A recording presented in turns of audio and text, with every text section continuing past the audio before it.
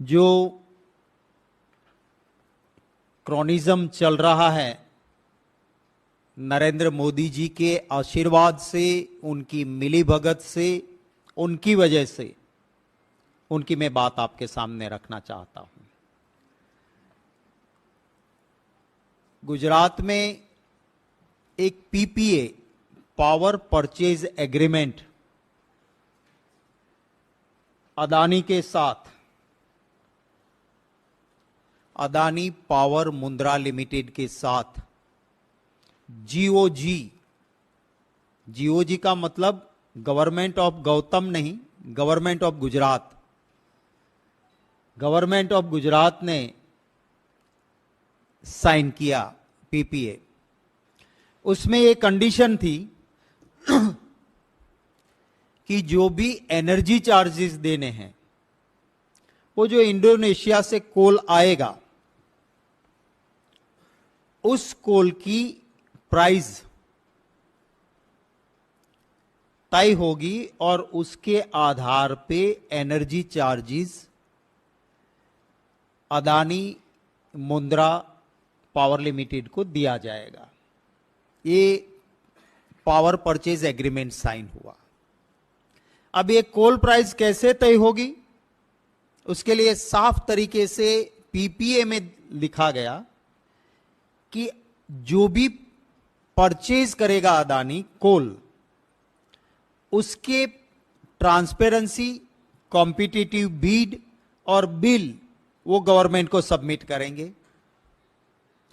और गवर्नमेंट जो international market में प्राइस करने के लिए एक सर्किट है आर्गुस, आर्गुस के दाम और अदानी पावर मुंद्रा लिमिटेड ने परचेज किए हुए बिल दिए हैं, उनका कंपैरिजन होगा।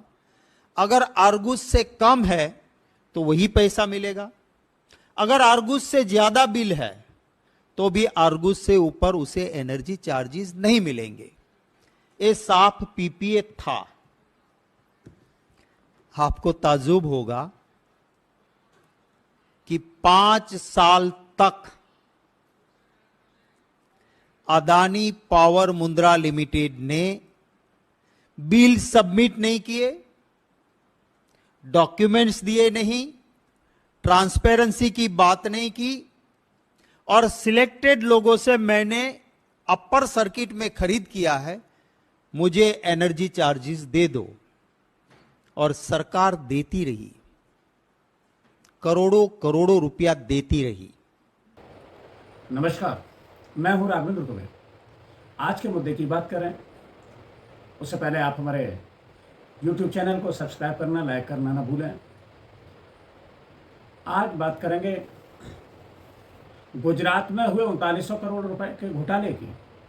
ये वही प्रदेश जहां पर प्रधानमंत्री बहुत लंबे समय तक मुख्यमंत्री रहे और 27 साल से गुजरात में बीजेपी की सरकार है। और नारा तो आपको याद ही होगा, न खाऊंगा न खाने दूंगा।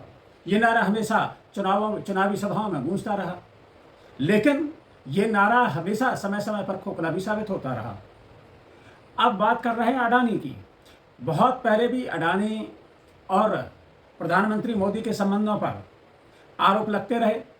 राहुल गांधी ने भी लोकसभा में अडानी और मोदी जी के संबंधों की पूरी एक फहरिस्त रख दी, एक लिस्ट रख दी। उन्होंने बताया कि किस तरीके से मोदी जी जब मुख्यमंत्री थे गुजरात के, तो अडानी के प्राइवेट जेट में घूमा करते थे, और कई कोयला खजाना दिलाने का काम उन्होंने विदेशों में किया। ये भी राहुल गांधी ने आरोप लगाया। इसके बाद उनकी लोकसभा सदस्यता भी चली गई। हालांकि बाद में सुप्रीम कोर्ट में सुनवाई हुई और उनकी सदस्यता बहाल हो गई। आज बात कर रहे हैं हम कि जो गुजरात सरकार और अडानी पावर मुद्रा लिमिटेड, अदानी पावर मुद्रा जो लिमिटेड है वो बिजली विद्युत सप्लाई का काम करती है।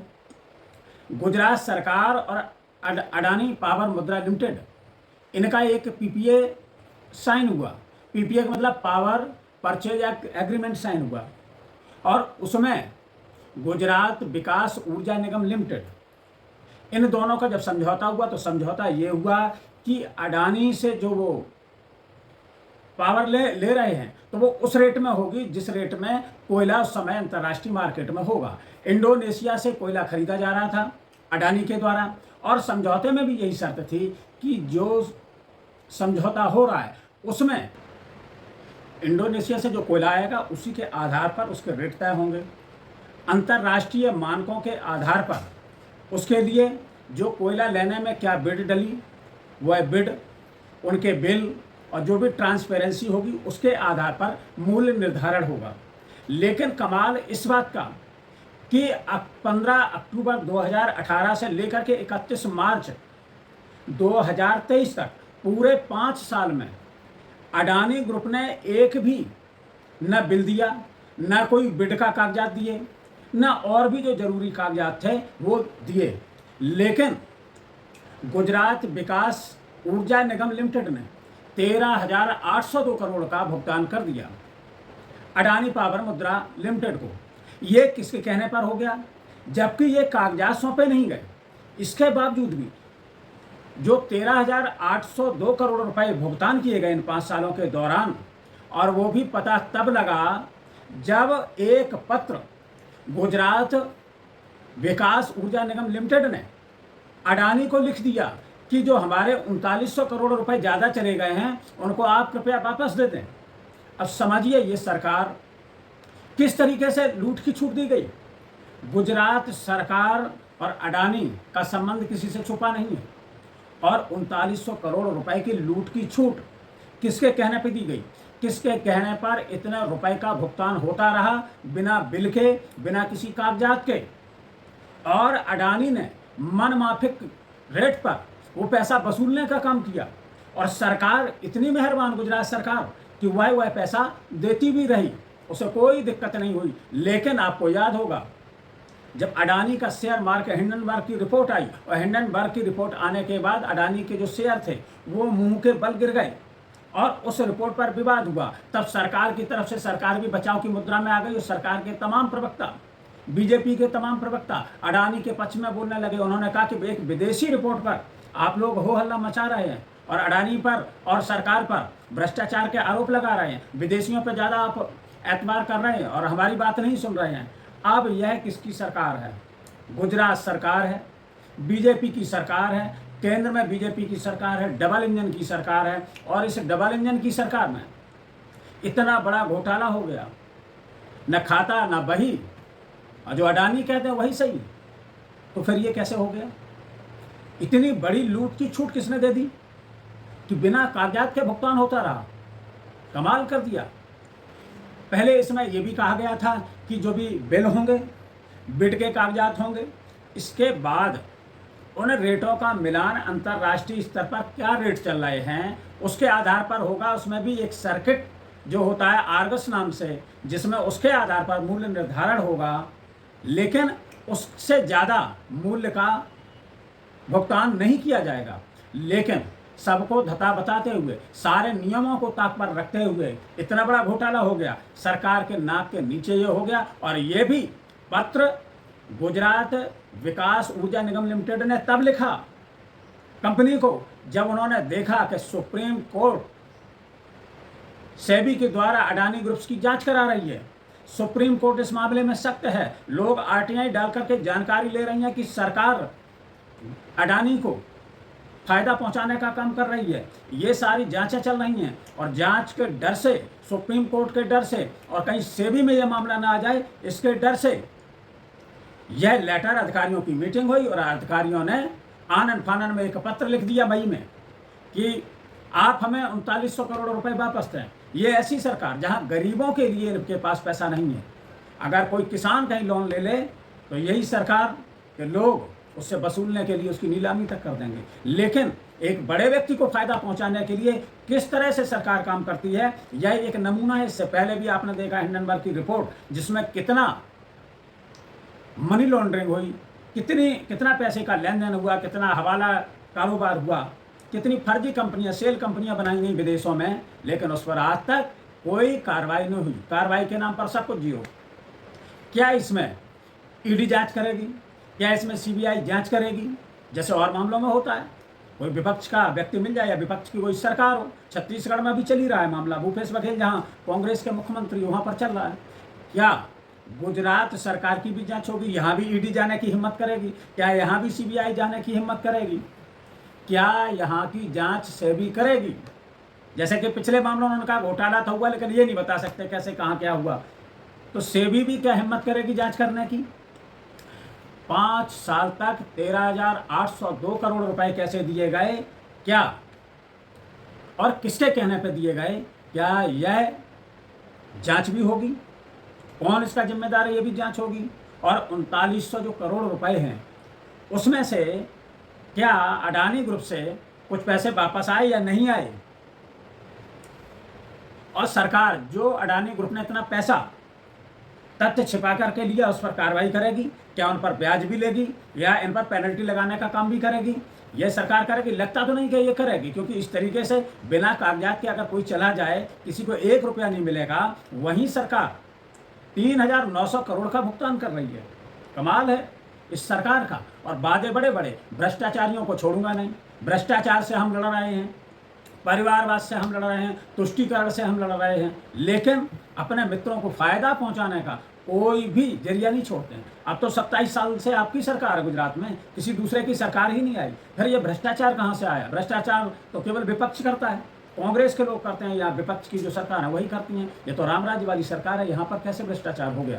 कांग्रेस ने इस पर प्रेस कॉन्फ्रेंस की, कांग्रेस ने इस पर गंभीर आरोप लगाए। शक्ति सिंह गोहिल ने आरोप बाकायदा प्रेस कॉन्फ्रेंस में लगाए कि यह सरकार बताए कि किस तरीके से और किस आधार पर 3,900 करोड़ रुपए का जो घोटाला हुआ है वो किसके इशारे पर हुआ, किसके कहने पर इस ग्रुप को यह पैसा दिया गया। हमारी मांग है कि ये और कुछ नहीं है, मनी लॉन्ड्रिंग है। इस खत को देखते हुए साफ निकलता है कि लूट है। 3,900 करोड़ की लूट, ये मनी लॉन्ड्रिंग है। और इसके लिए क्या वहां पे ईडी को नहीं जाना चाहिए? कहाँ वहां पे सीबीआई को नहीं जाना चाहिए? सेबी जो इन्वेस्टिगेट कर रही है, क्या ये सेबी के लिए भी जरूरी नहीं है कि इसको इन्वेस्टिगेट करें? हमारा दूसरा सवाल है कि कोई अधिकारी 5 साल तक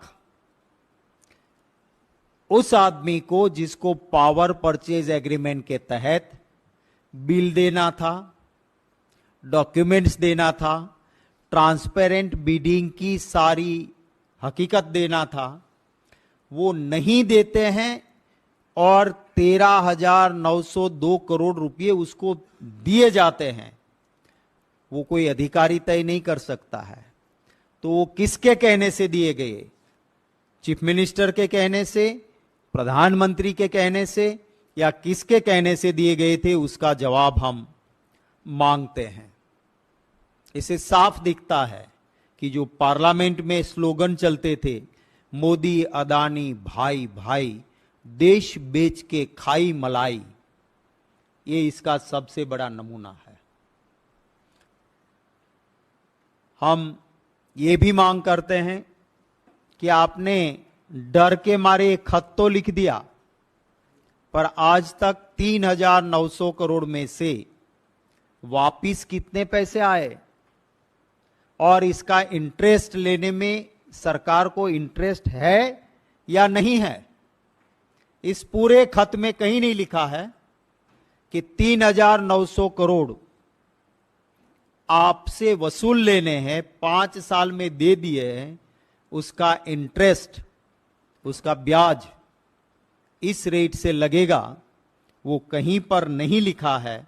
तो इसके लिए भी जिम्मेवार कौन? यह सब पूछने की बात है। भ्रष्टाचार की केवल बात करेंगे, लेकिन भ्रष्टाचारियों से कोई दिक्कत नहीं है, चाहे वो अजीत पवार को लेने की बात हो या दूसरे लोगों को लेने की बात हो। लगातार आप देख रहे हैं कि किस तरीके से सरकार में भ्रष्टाचार हो रहा है। अभी सीएजी की रिपोर्ट आई थी भ्रष्टाचार पर, जहां पर जो द्वारिका एक्सप्रेस वे है, जिसकी कीमत 18 करोड़ प्रति किलोमीटर की निर्धारित हुई थी, वो बना जाकर के 251 करोड़ प्रति किलोमीटर में। ऐसा क्या सड़क में लग गया जिसमें इतना बड़ा घोटाला हो गया? तो तमाम तरीके के आरोप अभी जो लगे थे इसमें सीएजी रिपोर्ट में आए थे, तमाम भ्रष्टाचार, 7 बड़े भ्रष्टाचार के आरोप सरकार पर लगे। उसके अलावा कई भ्रष्टाचारों का अभी भी खुलासा हो रहा, चाहे वो गृह मंत्रालय में हो, चाहे वो स्मृति ईरानी के मंत्रालय में हो। जो बड़े बड़े घोटाले आ रहे हैं, गडकरी जी के मंत्रालय में सबसे ज़्यादा आरोप लगे। तो सरकार केवल अगर भ्रष्टाचार से लड़ने का दिखावा कर रही है, और असल में यही हो रहा है जो कि गुजरात में हुआ है। अब इस पर विपक्ष क्या रणनीति अपनाता है, विपक्ष कितना इस पर हमलावर होगा, यह समय बताएगा। फिर मिलेंगे किसी नए मुद्दे के साथ, तब तक के लिए दीजिए इजाजत। जय हिंद, जय भारत।